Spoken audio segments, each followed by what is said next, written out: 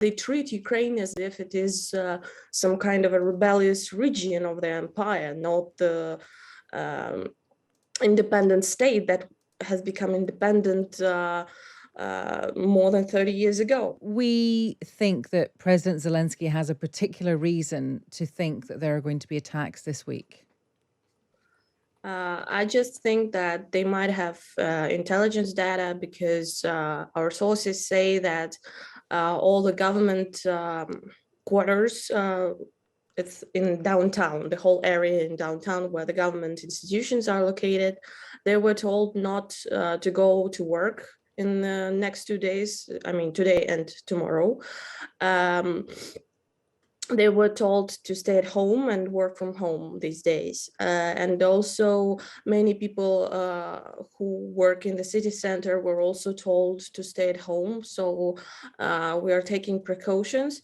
Yes, Russians really love different dates. They just, it's a sort of, I don't know, mythical love for the dates, and they really enjoy sending us new missiles and new terror during our holidays. I mean, state holidays like Constitutional Day, like Flag Day, and others. So I guess that fears are real.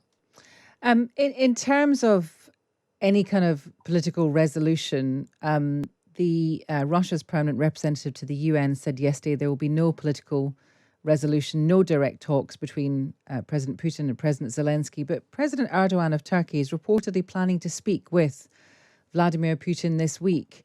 Do you have, because this has happened before, do you have any hopes of what President Erdogan's role could be in this? I'm more skeptical of President Erdogan because I think that he pursues his own agenda here, and he wants to be a very powerful player in the region, which he already is. And he brokered the grain deal. So I think that he might have some influence. However, I think that it would be naive to say that the negotiations were ever possible because as we all know, Russia's president and Russia's leaders do not consider Zelensky as an equal partner.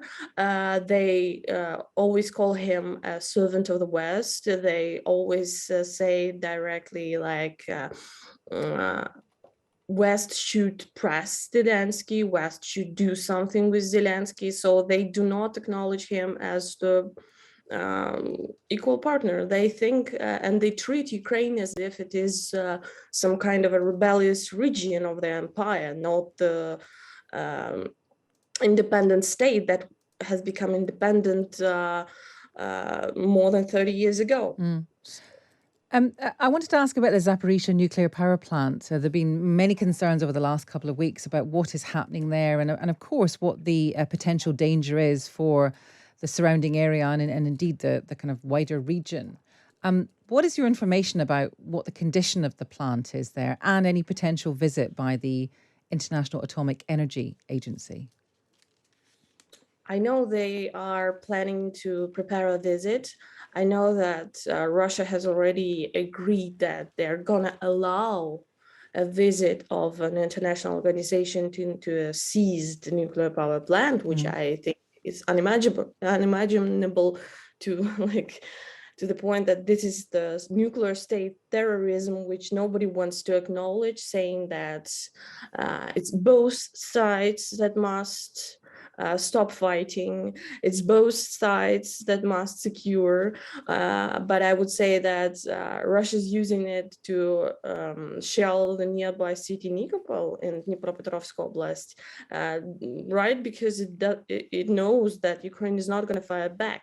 And although Russia says that it was damaged, the recent Maxar satellite shows that so far the station is okay. However, most of it's reportedly mined by Russians, and also Russians are keeping their military equipment on the territory of nuclear power plant. and refused previously during the United Nations meeting, refused to demilitarize the zone. So I would say that Russia is going to use it as a very powerful tool of blackmailing, as they love to do it.